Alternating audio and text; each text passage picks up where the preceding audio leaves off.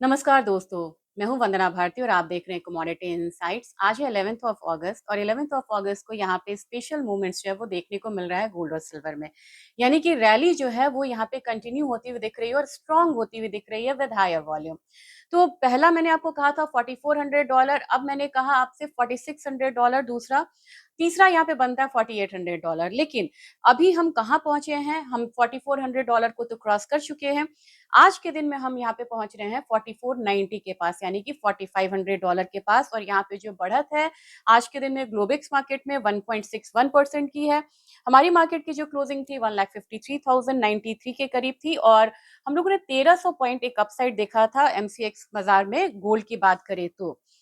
आज के दिन में 1.61% की तेजी है, तो हम मतलब हल्का सा भी एकदम कैलकुलेशन लेके चले तो मुझे लग रहा है यहाँ पे कम से कम 2000 पॉइंट का जो एक अपसाइड है गोल्ड में देखने को मिलना चाहिए। और एक अपसाइड गैप अप ओपनिंग तो होगी ही, लेकिन 2000 पॉइंट एटलीस्ट यहाँ पे गोल्ड आता हुआ देख सकता है। तो 1,55,000 की तैयारी आपको करनी होगी। एक बस यहाँ पे राय है कि फिलहाल अभी सेल ना करें, सेल करना है तो आपको मोमेंटम ट्रेड में आप सेल करिए, लेकिन ऐसे आप यहाँ पे सेल में पोजीशन ओपन करके मत जाइएगा प्लीज।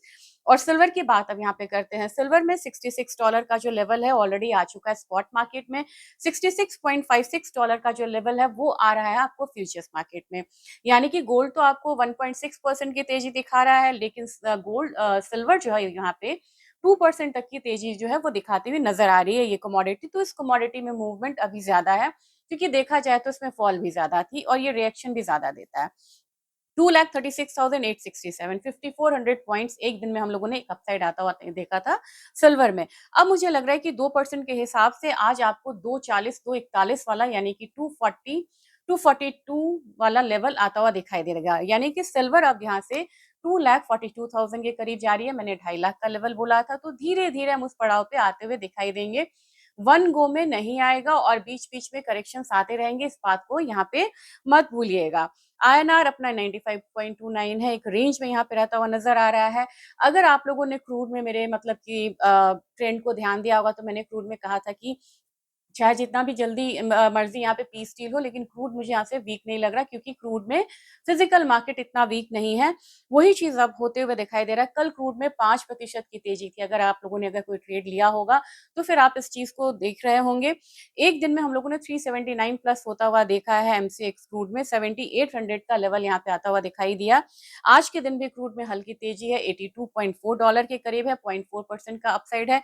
तो मान के चलिए कि धीरे धीरे हम 8,000 वाले लेवल पे आते हुए दिखाई देंगे। अब एपीआई की इन्वेंट्री है, उस इन्वेंट्री को भी हम ध्यान में रखेंगे। लेकिन आज एक चीज आपसे मैं बोलना चाह रही हूँ, 300 मिलियन बैरल से नीचे यूएस का क्रूड इन्वेंट्री आ चुका है। ये 40 साल के सबसे लोअर स्तर पे है।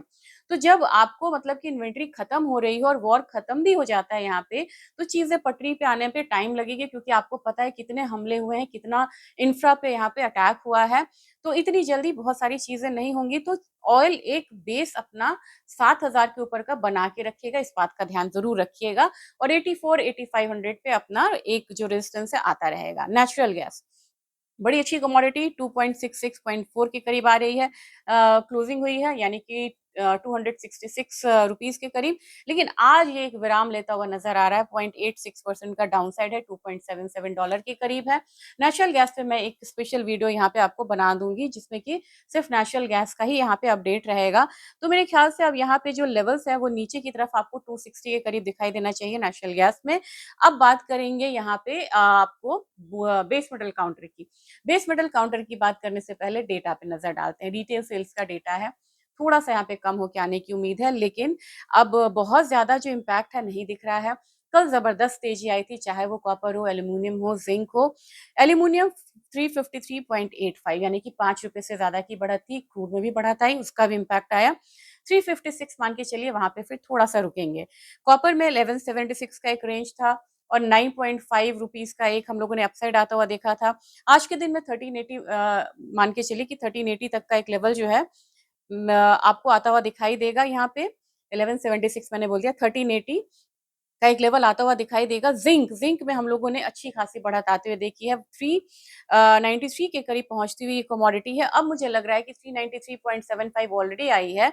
आपको एक बार 396 के करीब निकलना भी चाहिए, क्योंकि मुझे लग रहा है कि वहाँ पे आके किस कंसोलिडेशन को फेस करता हुआ नज़र आएगी ये कमोडिटी। और निकल में 1622 के लेवल्स है, तो मुझे लग रहा है कि ये एक रेंज बाउंड कमोडिटी होती हुई दिखाई दे सकती है। ओवरऑल गोल्ड सिल्वर में जबरदस्त बाइंग का दिन। आज ईटीएफ में चर्चा करेंगे जरूर, क्योंकि ईटीएफ में धीरे धीरे हम यहाँ पे 130 की तरफ जाते हुए दिखाई दे सकते हैं। गोल्ड बीज की बात कर रही हूँ, सिल्वर बीज में हम 230 की तरफ बढ़ते हुए दिखाई दे रहे हैं। तो जिन लोगों ने गोल्ड बीज लिया हुआ है, चाहे गो मतलब कि सिल्वर बीज लिया हुआ है, प्लीज यहाँ पे आप एकदम हड़बड़ी में मत निकलिएगा। और आपको निकलना है तो एटलीस्ट 240 का वेट करिए सिल्वर बीज में और 130 का वेट करिए गोल्ड बीज में। वहां तक लेवल्स मिलते हैं, तब वहां पे आप निकल सकते हैं। लॉन्ग टर्म इन्वेस्टर्स बने रहें। लेकिन आज एक अच्छी तेजी का दिन होगा सिल्वर बीज और गोल्ड बीज के लिए भी। Thank you.